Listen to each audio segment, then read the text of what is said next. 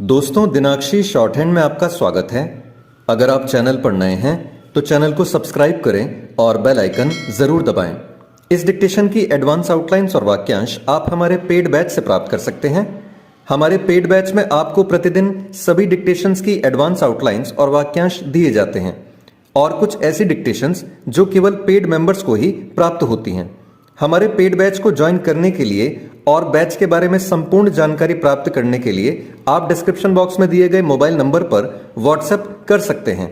इस डिक्टेशन की demo outlines आप हमारे टेलीग्राम ग्रुप से प्राप्त कर सकते हैं। तो चलिए डिक्टेशन को स्टार्ट करते हैं।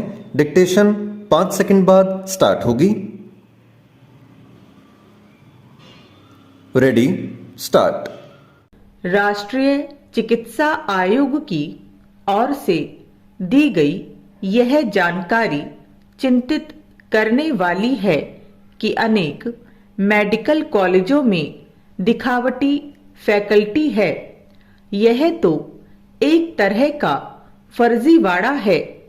इस फर्जीवाड़े को उजागर करना ही पर्याप्त नहीं, इसके लिए दोषी मेडिकल कॉलेजों के प्रबंध तंत्र के खिलाफ कठोर कार्रवाई भी करनी होगी, क्योंकि मेडिकल कॉलेजों में पठन पाठन की गुणवत्ता से कोई भी समझौता स्वीकार्य नहीं।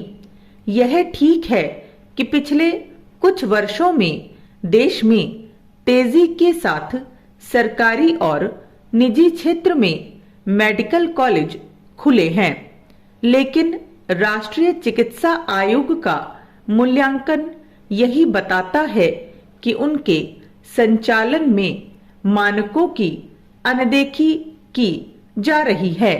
राष्ट्रीय चिकित्सा आयोग का यह निष्कर्ष चकित करने वाला है कि लगभग सभी मेडिकल कॉलेज 50% उपस्थिति की अनिवार्यता भी पूरी नहीं करते।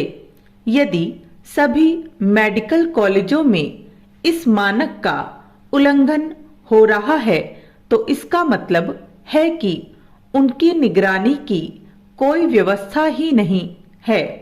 न्यूनतम उपस्थिति की कसौटी पूरी न होने का सीधा अर्थ यही है कि मेडिकल कॉलेजों में ढंग से पढ़ाई नहीं हो रही है।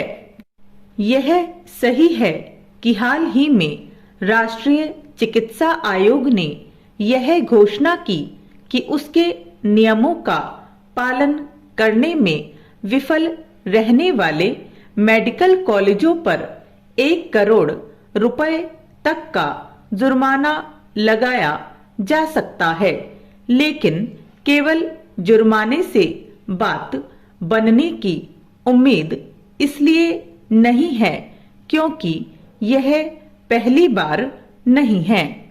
जब यह सच सामने आया हो कि अधिकांश मेडिकल कॉलेज तय मानकों की अनदेखी करने में लगे हुए हैं, आखिर जब राष्ट्रीय चिकित्सा आयोग स्वयं इस निष्कर्ष पर पहुंचा है कि जो कुछ कागजों पर नजर आता है जमीनी हकीकत उससे कहीं अलग है, तब फिर इसका कोई औचित्य नहीं कि मानकों के पालन में गड़बड़ी कर रहे मेडिकल कॉलेजों पर अंकुश लगाने के कुछ ठोस उपाय ही नहीं किए जाएं।